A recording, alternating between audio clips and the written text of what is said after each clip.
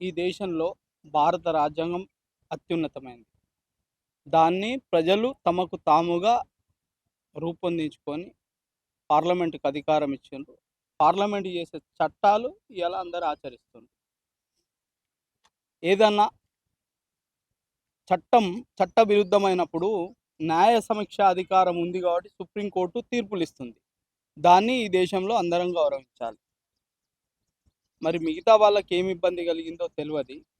హిందూ మతంలో వివక్ష ఉంది అనే ఉద్దేశం కొద్దీ వేరే మతంలోకి పోయినరు. పోయినప్పుడు మీకున్న నొప్పేందా? అక్కడ ఉన్నోళ్ళు అక్కడనే ఉండాలి.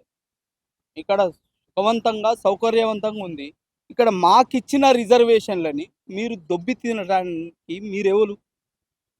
మా అవకాశాలని దొబ్బి తింటున్న దొంగలు కదా ఇవాళ దీన్ని వక్రీకరించి మాట్లాడేటోళ్ళు.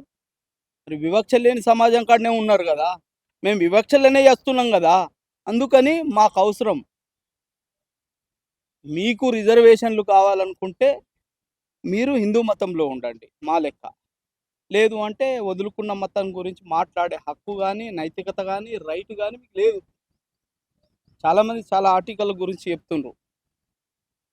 ఇలా మీరు సుప్రీంకోర్టు ఇచ్చిన తీర్పుని వక్రీకరిస్తుండ్రంటే ఇలా మీరు భారత రాజ్యాంగాన్ని హవలేయాలని చేస్తున్నారు మీరు ఇలా.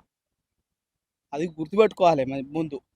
ఏదో అంటారు చూడు, భర్త చేస్తే బాధ్యతలు తెలుస్తాయట, భార్య చేస్తే సంసారం తెలుస్తుందట. అట్లా తెలుస్తుంది. మీకేం తెలుసు? మీకు నోరా, మీది నోరా మోరా ఎవరికి అర్థమైతలేదు ఏం మాట్లాడుతున్నా అనేది. మీకు అనుకూలంగా వస్తే గొప్పయి, కోర్టులు గొప్పయి, చట్టాలు గొప్పయి. మీకు వ్యతిరేకంగా వస్తే చట్టాలు తప్పు. మీరే ఆలోచించుకోవాలి. ఇలా భారత రాజ్యాంగాన్ని రాసింది ఒక కమిటీ ఉంది. కమిటీలోని సభ్యులు రాసినప్పటికీ దానికి ప్రదాతగా డాక్టర్ బిఆర్ అంబేద్కర్ గారిని మనం కీర్తిస్తాం. ఇలా ఆయనను అవమానిస్తున్నాం మీరు. ఇలా ఆయన బతికున్నప్పుడే కదా చేసింది. చట్టం గురించి మాట్లాడేటప్పుడు, చట్టాల గురించి తెలుసుకునేటప్పుడు చట్టాలని లోతుగా చదవండి. అడ్వకేట్ల కంటే గొప్పోళ్ళా? మేము లాలు చదివినరా, ఎల్ఎల్బి చదివినరా, ఎల్ఎల్ఎంజి చదివినరా, లేకపోతే పిహెచ్డీలు చేసినరా? మీరు వక్రీకరిస్తుండ్రు. మీకు 1950 మీ చట్టం ప్రకారం రూల్ 3 ప్రకారమే తీర్పిచ్చింది. దాన్ని ధిక్కరించి ఇవ్వలేదు కదా. ఇవాళ అదే కాదు, ఇవాళ నా దృష్టిలో ఉన్నది 2 ఉమ్మడి రాష్ట్రాలలో క్రిస్టియన్ కానుకల పేరట తెలంగాణలో 3,10,000 మంది తీసుకున్నారు క్రిస్టియన్ కానుకలు 2016 నుంచి ఇప్పటి వరకు. వాళ్ళు కూడా క్రిస్టియన్లే అవుతారు. నేను ప్రూవ్ చేస్తా, మంది కాదు. ఇలా మీరేదో జబ్బలు జరుస్తున్నారు కదా. జబ్బలు జరిసే మీరు మీ కుటుంబాలు వెళ్ళిపోయినోళ్ళు వెళ్ళిపోవాలి. కానీ మా రిజర్వేషన్లు దొబ్బి తింటా అంటే మేము ఊకోం. ఇలా మేము ఆయా కమిటీలల్లో వివక్షను ఎదుర్కొంటూ ఆ వివక్షకు పొందుతున్న ఉపశమనమే ఇది మాకు. కాబట్టి మా రిజర్వేషన్లు దొబ్బి తినే హక్కు కానీ, రైట్ కానీ మీకు ఎవరికి లేదు. దీని గురించి ఎంత తక్కువ మాట్లాడితే అంత మంచిది.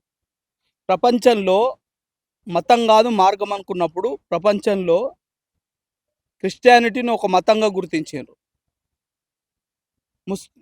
మన ఇస్లాంను ఒక మతంగా గుర్తించినప్పుడు ఈ భారత రాజ్యాంగం గుర్తించినప్పుడు నువ్వెవడా భాష్యం చెప్పడానికి? అయితే నువ్వు అధికారంలోకి వచ్చి నువ్వు చట్టాన్ని మార్పు చేసుకో. అప్పుడు అందరం అంగీకరిస్తాం చట్టబద్ధంగా. పార్లమెంటు చట్టాలకు చేసే చట్టాలకు చిరాసా వహిస్తాం.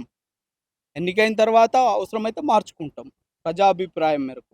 మీ అభిప్రాయాన్ని చూపెట్టండి.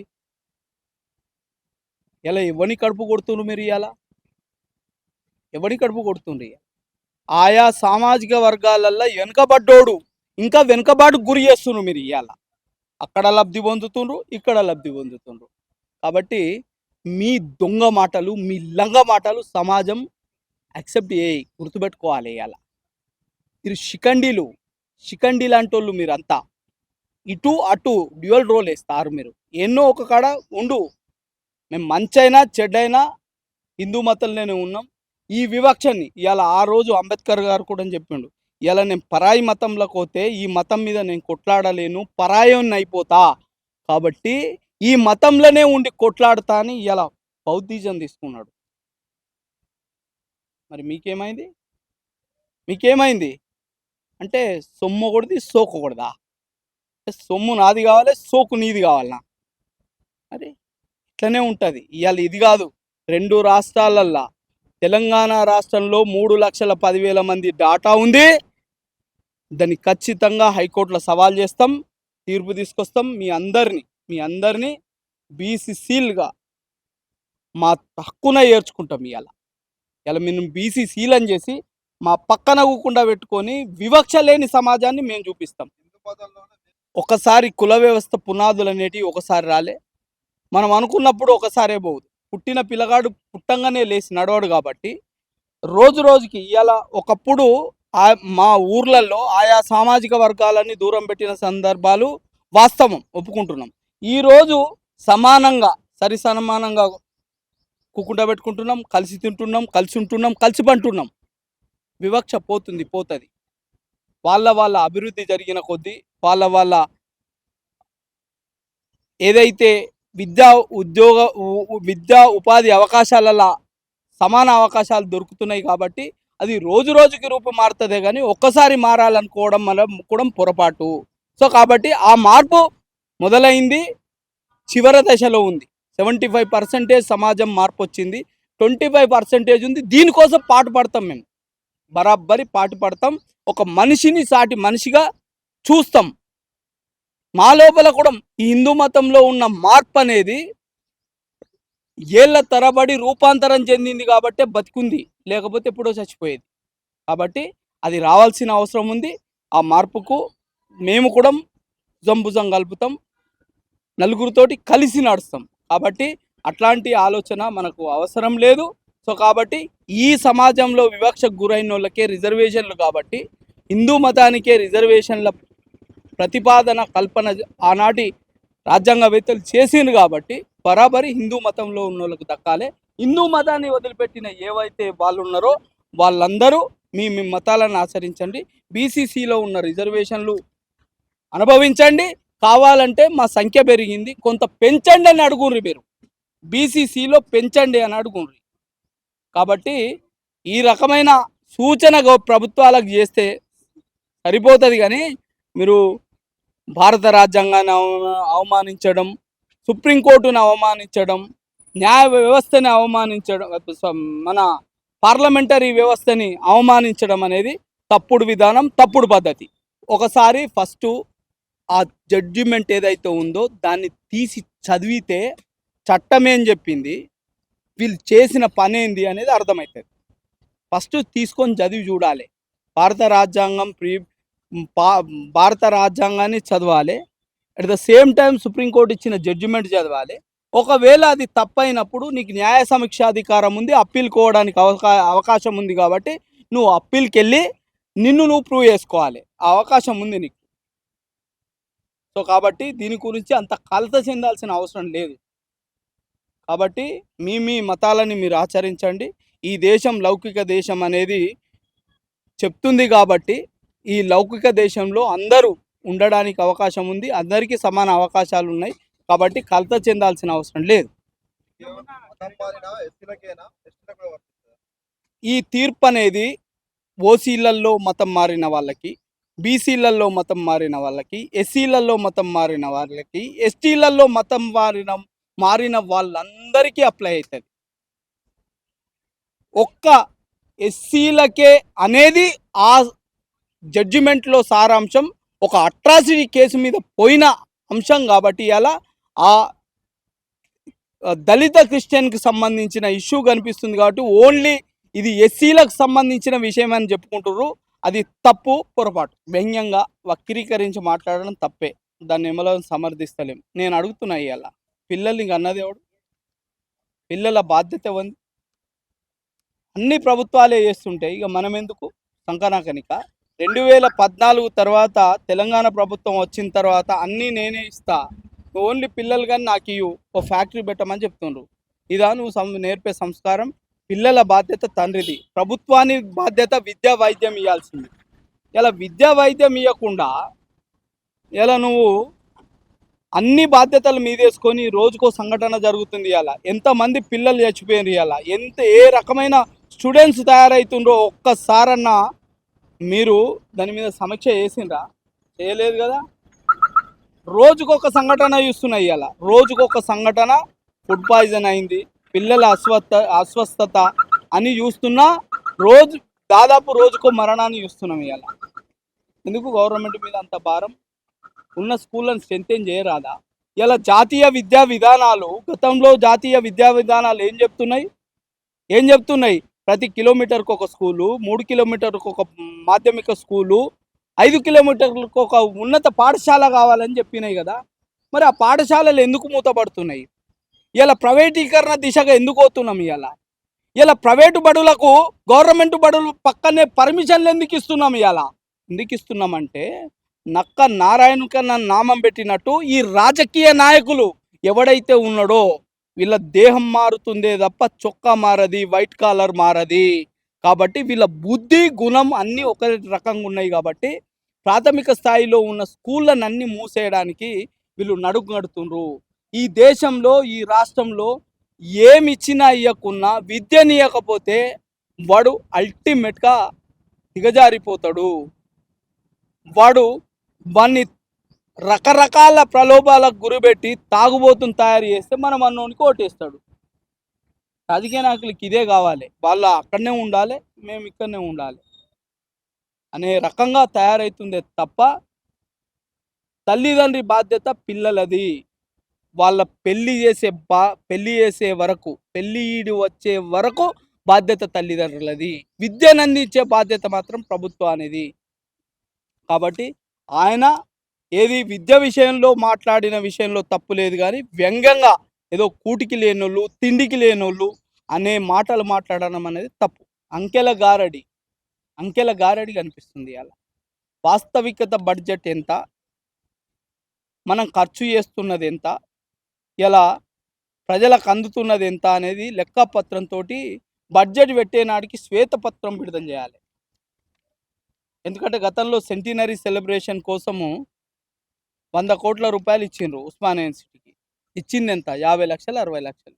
ఏమైందిరా అంటే వీళ్ళు ఖర్చు చేసుకోలే, బడ్జెట్ వెనకపోయింది.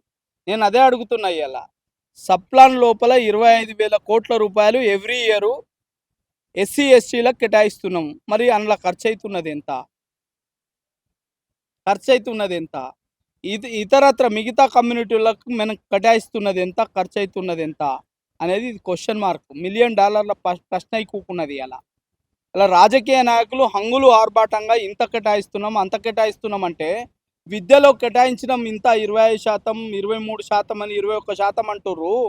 ఇలా దానిలో జీతాలకు ఎంత పోతున్నాయో ఒక్కసారి ఏమన్నా ఎవడన్నా కాలిక్యులేట్ చేసిండా? జీతాలకు ఎంత పోతున్నాయి, మరి జీతాలకు నాతాలకు పోంగా మిగిలింది ఎంత అనేది ఎప్పుడన్నా మీరు అసెస్ చేసుకున్నారా? ప్రైవేటు పాఠశాలలు, ప్రైవేటు విద్య అధునాతనమైన హంగులతోటి వాళ్ళు కొట్టుమిట్టాడుతున్న స్టాఫ్ తోటి నడిపిస్తుంటే అన్ని రకాల టెస్టులు పెట్టి ఇవ్వాలా నిష్ణాతులైన టీచర్లను పెడితే మరి మన పాఠశాలకి ఎందుకు వస్తలేరు? మనది ప్రభుత్వానికి తప్ప, పరిపాలకులకు తప్ప, మరి అక్కడ పనిచేస్తున్న టీచర్లకు తప్ప, లేదా బడికి పంపని తల్లిదండ్రులకు తప్ప? ఎవడు చెప్పాలి ఇది? కాబట్టి వ్యవస్థలో ఇంకోటి, బీసీ నాయకులారా, మీరు బీసీ నాయకులని చెప్పుకునే కంటే చచ్చిపోండి. మీరు బతికుండే కంటే చచ్చిపోయింది మేలు. ఎందుకంటే 3,000 కోట్లు, ముష్టి 3,000 కోట్లు ఇస్తావు. ఎందుకు కడుతుండ్రా బీసీ నాయకులు ట్యాక్సులు? కట్టకుర్రి ప్రభుత్వానికి ట్యాక్సులు. ఏం బిగుతుందో చూద్దాం. ప్రభుత్వం ఏం బిగుతుంది? ఇలా నీవు ఇలా అంటున్నారు కదా. ఇలా ఒక నాయకుడిని చూసిన పార్లమెంటులో పంగనామాలు పెట్టి మాట్లాడుతుండు. పార్లమెంట్లో నేను కట్టేది ఎంత, నాకు ఇచ్చేది ఎంత అని అడిగినాం.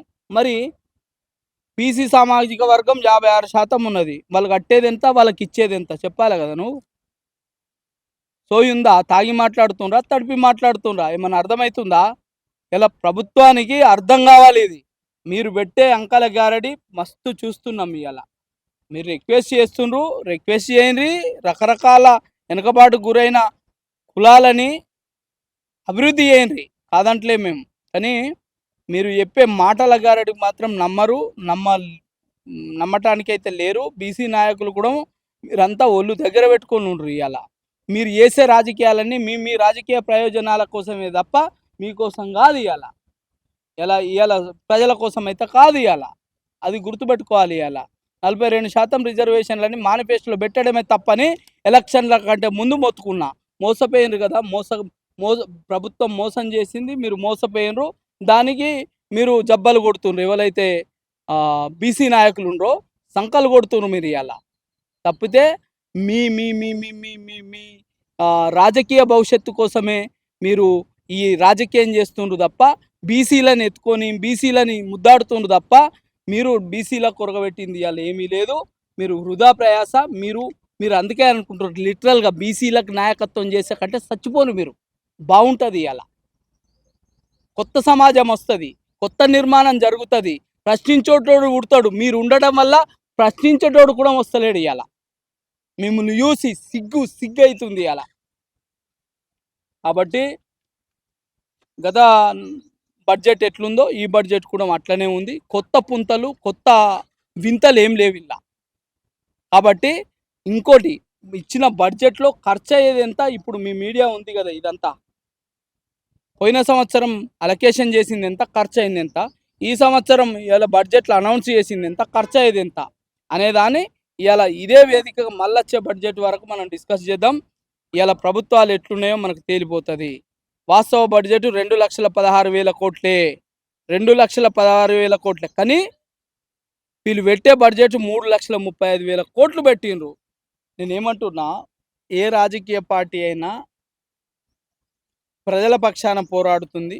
పాలకపక్షం పరిపాలనలో ఉంటుంది, ప్రతిపక్షం ఇలా ప్రజల తరపు నుంచి పోరాటం చేయాలి. అట్లాంటి సందర్భాలు కనిపించినప్పుడు పాలకపక్షంలో జరిగిన తప్పులు పాలకపక్షంలో ఉన్న నాయకుడే ఎత్తి చూపిస్తుండంటే ఇలా గవర్నమెంటు బుద్ధి తెచ్చుకోవాలి. ఇలా మీకు ప్రజలు మెజార్టీ, ప్రభుత్వాన్ని నిలిపే మెజార్టీ ఇచ్చిండ్రు. ఏం పని నీకు పక్క పార్టీలోని తీసుకొచ్చుకోవడానికి? వాడే వీడు, వీడే వాడు. ఈ పార్టీ వస్తే ఇళ్ళకి పోతాడు, ఆ పార్టీ వస్తే అలా. ఇంకేముంది తేడా? మీరే చెప్పిండ్రు కదా. మీరే అటు మాజీ ముఖ్యమంత్రి చెప్పిండు, ఇటు తాజా ముఖ్యమంత్రి చెప్తుండు. రాళ్లతోటి కొడి చంపాలన్నారు పార్టీ మారితే. మరి ఏ రాళ్లతోటి కొడి చంపారు? ఏ రాళ్లతోటి? ఉన్న నేతలంతా టీఆర్ఎస్ పార్టీ మీద కండవ మీద గెలిచిన వాళ్ళంతా నీ పార్టీలకు వచ్చిండ్రు. నీ పార్టీల నుంచి ఆ పార్టీలకు వాళ్ళ ప్రభుత్వంలో ఉన్నప్పుడు తీసుకుండ్రు. వాళ్ళకు సిగ్గు లేదు, లజ్జ లేదు, మానం లేదు. మరి నీకేమైంది? నీకు లేదా? నీకు కూడా అది లేదా? నువ్వు కూడా రాజకీయ నాయకుడు అని నిరూపించుకుంటున్నావా? సరిపోదా పరిపాలన చేయడానికి? ప్రభుత్వాన్ని కూలగొట్టే దమ్ము ప్రతిపక్షాలకు లేవని తేలిపోయింది. ఇంకేం పని ఆ సంకర జాతి వాళ్ళని ఇవాళ నువ్వు పెట్టుకోవడానికి? ఏం పని అని అడుగుతున్నా నేను. ఈ రాజకీయ చరిత్రలో అన్ని మార్పులు వస్తున్నాయి, కానీ ఒక్క మార్పు రావట్లేదు. ఉద్యోగం కొట్టాలంటే వానికి ఏజ్ లిమిట్ ఉంటుంది, ఉద్యోగం కొట్టాలంటే వానికి విద్యా అర్హత ఉంటుంది. మరి ఈ రాజకీయ నాయకులకి, ఈ అవకాశం తప్పిన వాళ్ళకి, ఈ అవగుణంలో పడ్డోళ్ళకి ఎందుకు రిటైర్మెంట్ ఉంటుంది? ఎందుకు? మంచి రాజకీయాలు కావాలంటే, మంచి పరిపాలన కావాలంటే ఇలా ఉద్యోగులకు ఉన్నట్టు వాళ్ళకు ఏజ్ లిమిట్ ఉండాలి, వాళ్ళకు విద్యా అర్హత ఉండాలి. లేకపోతే ఈ అవకాశం తప్పినోళ్ళు, ఈ అవగుణంలో పడ్డోళ్ళు రాజకీయంలోకి ఇట్లనే ఉంటుంది కదా. ప్రజలు ఈ తెలంగాణ రాష్ట్ర ప్రజలు, దేశ ప్రజలు చూస్తుండగా ఒక పార్టీ కండువ కప్పుకొని ఇంకో పార్టీ తరపున పోటీ చేసిన ఒక నాయకుడు ఇలా మారితే ఏం లేదట, ఏం లేదు. ఎందుకున్నావా స్పీకరు? గాడిదలా గాజనుకున్నావా? గడ్డి వీకనుకున్నావా? ఎందుకున్నావు? ప్రజల సొమ్మే కదా తినేది. పార్టీ మారినప్పుడు డీమ్డ్ టు బి క్యాన్సల్ కావాలి కదా, సభ్యత్వము అండ్ పదవి. ఎందుకు క్యాన్సల్ కాలేదని అడుగుతున్నా నేను. ఎలా నిండు సభల అసెంబ్లీ వేదికగా ఇలా మీరు ఇంత అన్యాయం చేస్తే ఎవ్వడు అడిగేటోళ్ళు లేడు. ఆ పార్టీ చేసింది, ఇవాళ ఈ పార్టీ చేసింది. మీ మధ్యలో ఏం తేడా ఉన్నది? ఇద్దరు రాజకీయ బ్రోకర్లే కదా, వేరే కాదు కదా. పార్టీ మారిన వాళ్ళని ఆ మాట కాక ఇంకే మాటతోటి పిలుస్తాం మేము?